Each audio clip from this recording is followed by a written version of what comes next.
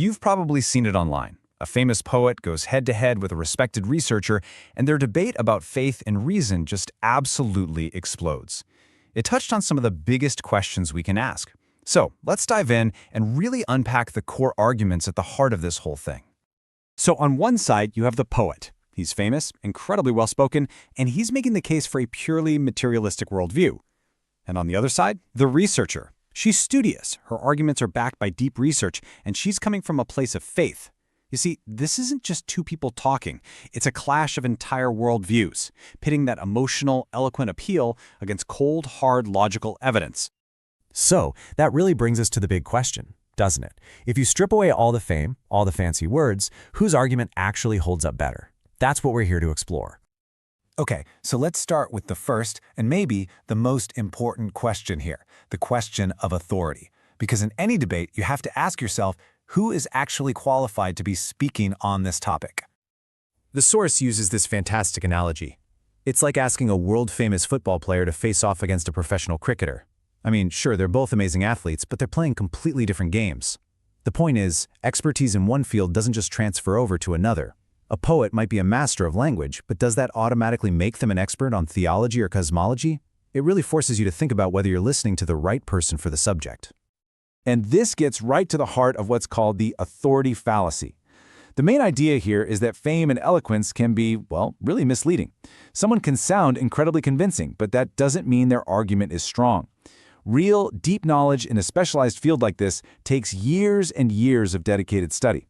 So, the takeaway is simple. Judge the argument based on the evidence, not on how popular or well-spoken the person making it is. All right, let's move on to the second big point.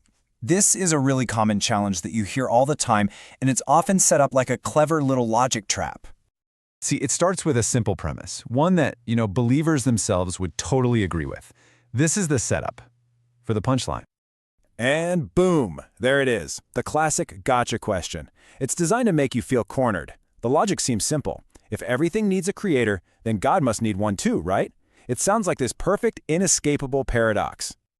So, what this question is really leaning on is a philosophical concept called infinite regress. It's this idea of a never-ending chain of causes. What came before that? And what came before that? Forever. The problem is, if the chain of causes goes back infinitely, then nothing could have ever gotten started in the first place. But the rebuttal here is actually pretty clear. By its very definition, the first cause, the thing that created time, space, and all the laws of physics, has to exist outside of them. Think of it like this. The programmer who writes the code for a video game isn't a character inside that game, right? They aren't bound by its rules. So asking who created God is what philosophers call a category error. It's like asking, what does the color blue taste like?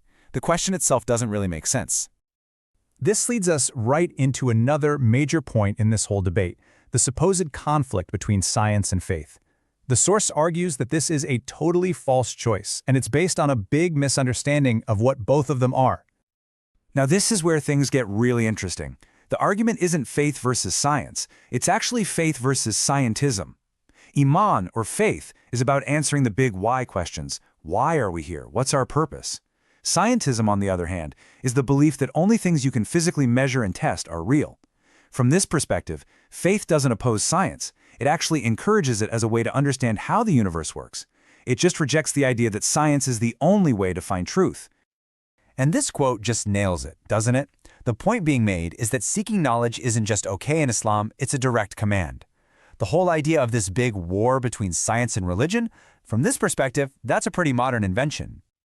Okay, so we've been looking at some of the defensive arguments. Now, let's flip the script and look at the positive case for a creator. And this one pulls its evidence right from the heart of modern physics. For centuries, a lot of people just assumed the universe was eternal, that it had no beginning and no end. But then, modern cosmology, specifically the Big Bang Theory, completely shattered that idea. We now know that our universe exploded into being from a single point about 13.8 billion years ago. Time, space, matter, all of it had a definite start. So the logical conclusion from that is pretty straightforward. If the universe had a beginning, it must have had a beginner. You simply can't get something from absolute, total nothing. This line of reasoning leads directly to the conclusion that there must be a single uncaused first cause that kicked the whole thing off. Okay, so after working our way through all these really complex arguments, where do you actually find certainty? This last part of our explainer is all about the source's advice for building a truly unshakable foundation of belief. The perspective here is that real certainty comes from going directly to the primary sources. For a Muslim, that foundation is built on two pillars. First, the Quran, which is believed to be the direct, unchanged word of God, and second, the authentic Hadith, which are the verified sayings and actions of the Prophet Muhammad. This is presented as the absolute bedrock of belief. And really, this is the biggest takeaway from our whole discussion.